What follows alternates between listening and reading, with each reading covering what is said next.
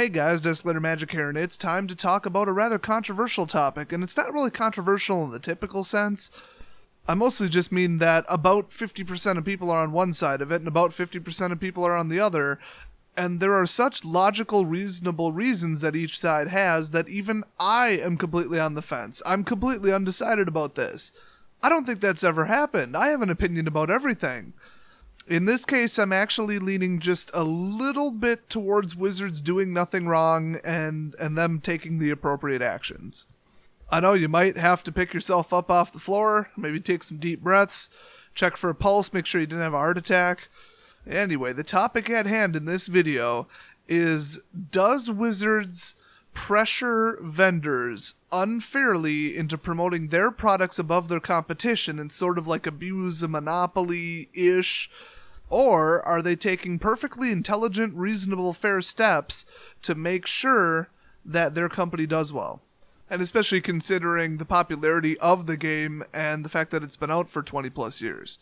Now, a lot of the controversy here stems from the fact that they put a lot of requirements on vendors and like tell them what to do, tell them what to order, what they have to stock, how to stock it, how many they're getting, and what actions they have to take to get the rest of the products.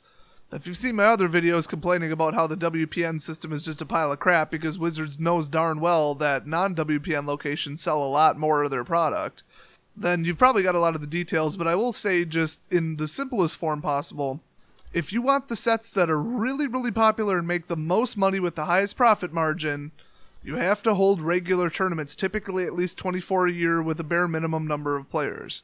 So Wizards is saying, yeah, you can sell our products, no problem. Just go to a distributor, say you work in the hobby industry, prove a couple other things, and ta-da, you can sell our products. But if you want the limited runs, if you want the buy a box promos for your customers, if you want the F&M giveaways, well then obviously you have to hold F&M, that one's pretty reasonable.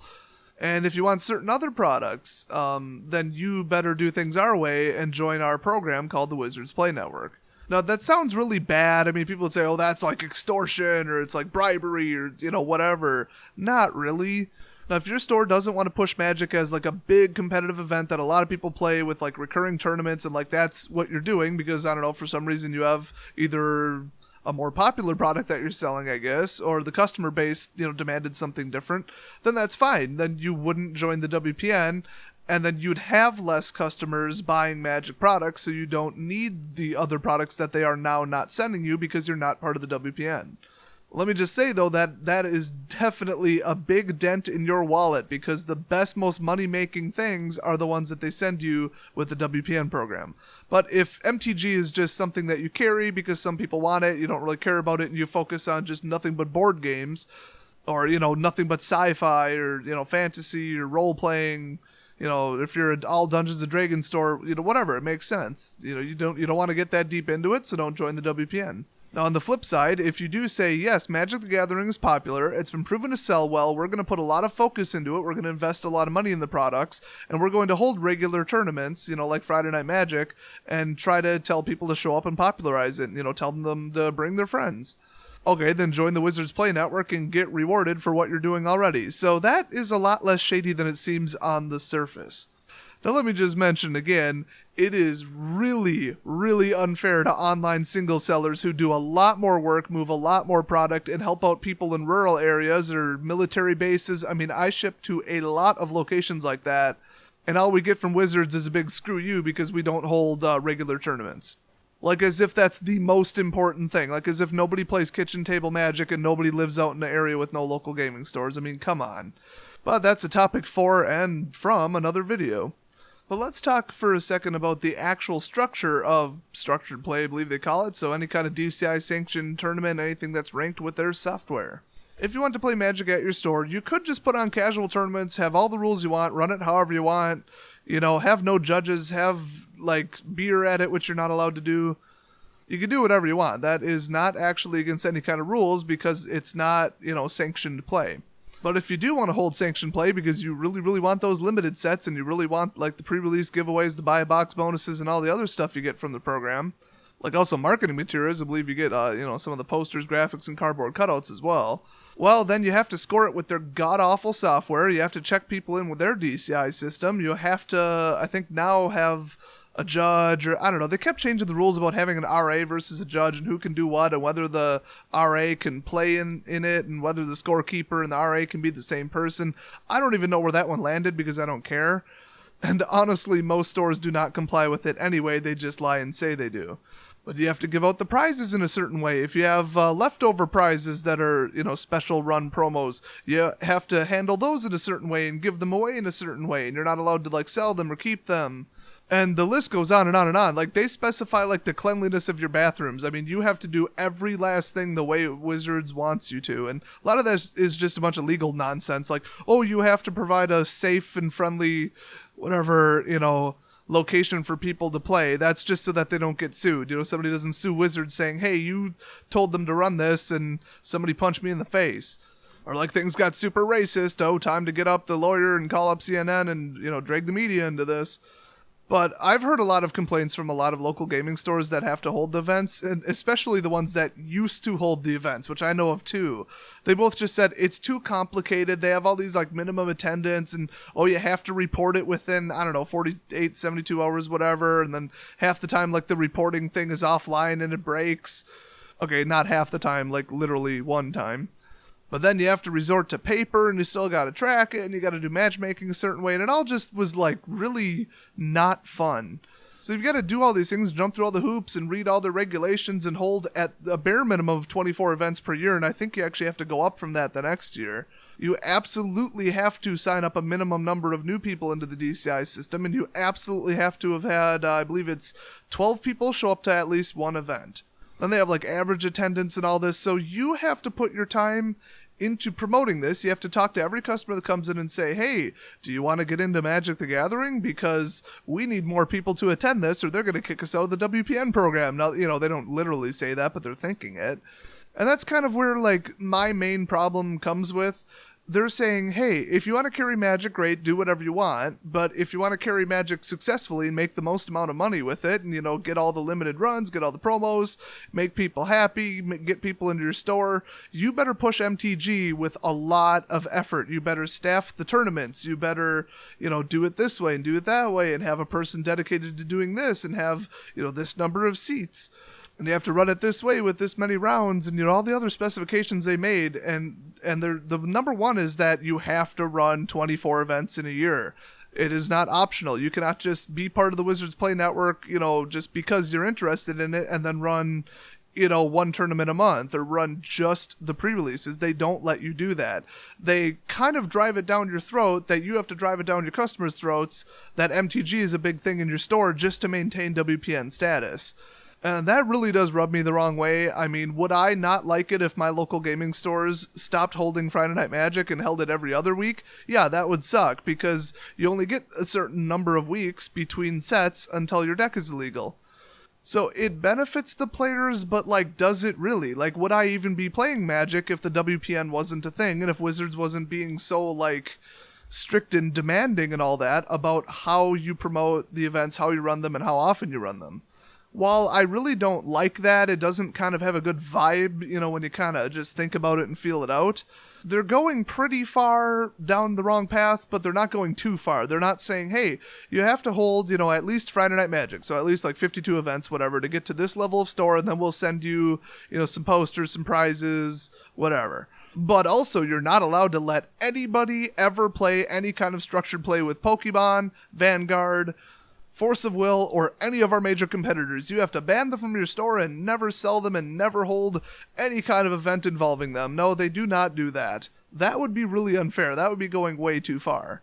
So the fact that they stopped just short of something like that, where they're just being utterly ridiculous and completely abusing their power and their popularity and, trying to drive out any kind of new competition and new card games, I guess it makes them look smart and clever, from a marketing and PR standpoint, because they're being really demanding, but they're not really being unfair and really pissing people off, because then they would see just outright abandonment and a lot of pushback. So I would say in general, they're very, very smart with the way they do things, but it's still just a little shady to me.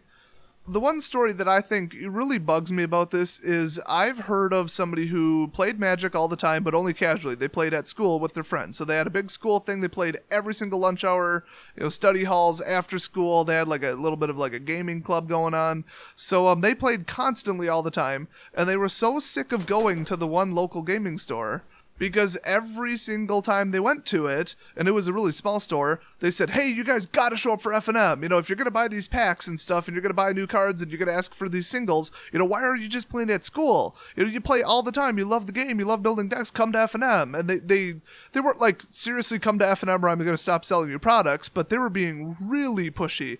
So they said, oh yeah, a new card came out, I wanna upgrade my deck, it's just a casual, non-standard deck, whatever, but these new cards are really cool, I wanna try it out, I wanna throw it in my deck. But I really don't wanna stop at this store, because every time I go in, they say, hey, how come you haven't been to F&M? And they actually went to Friday Night Magic once. Everybody was a jackass, which, that's pretty common.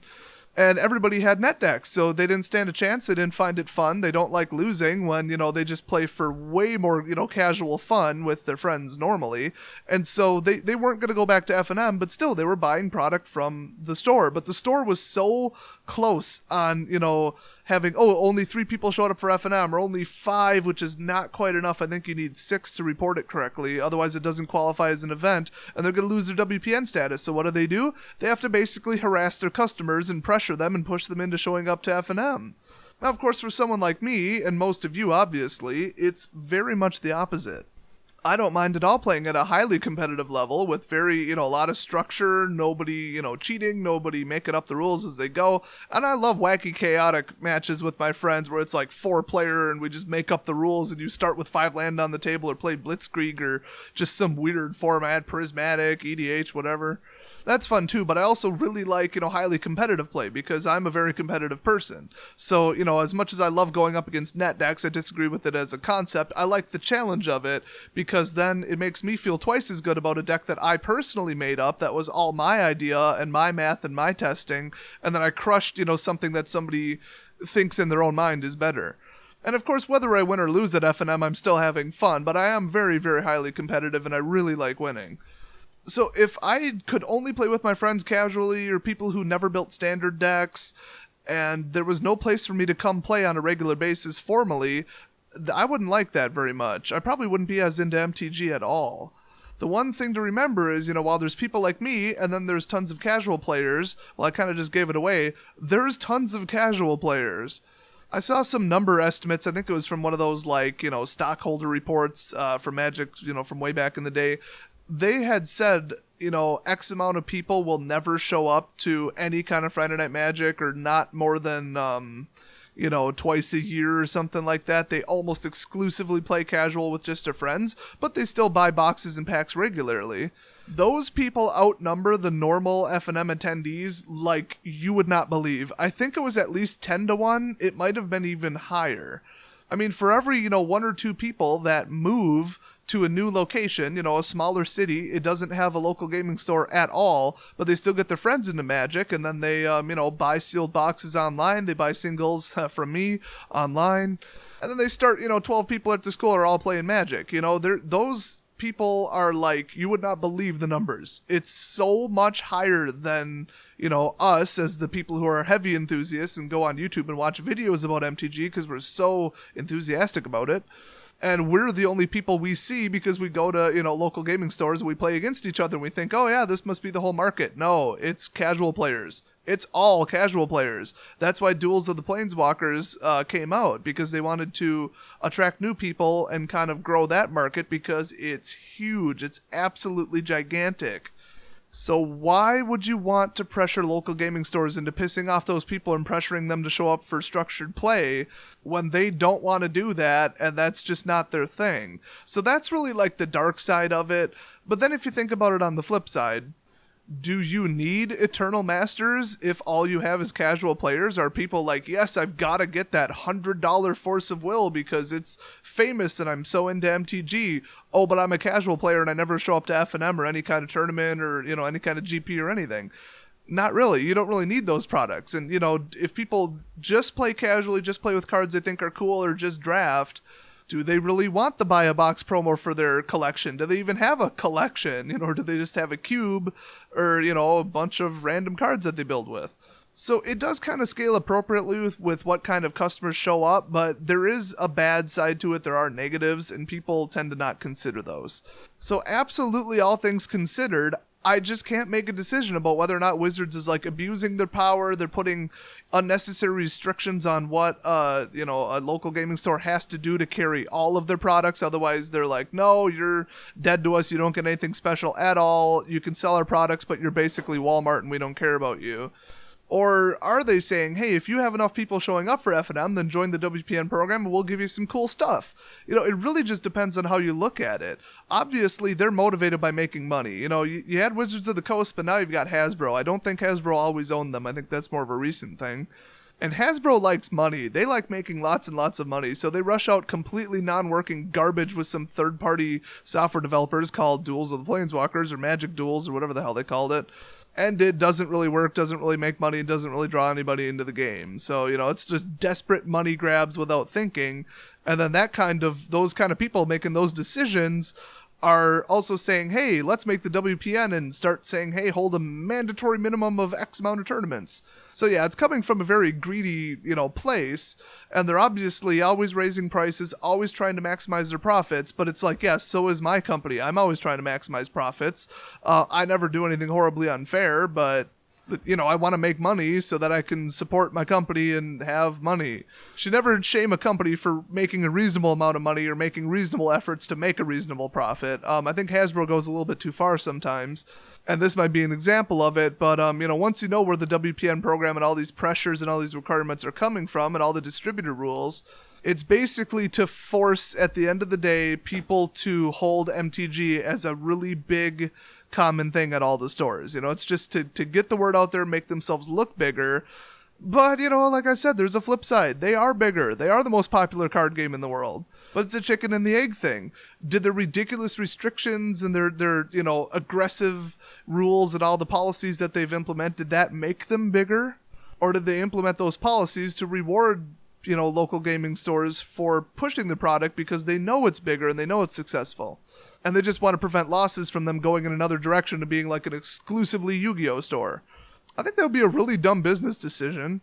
But yeah, there's definitely two sides to this. So I'm curious to see what you guys think. And I'm sure it's going to turn into probably a big fight in the comment section.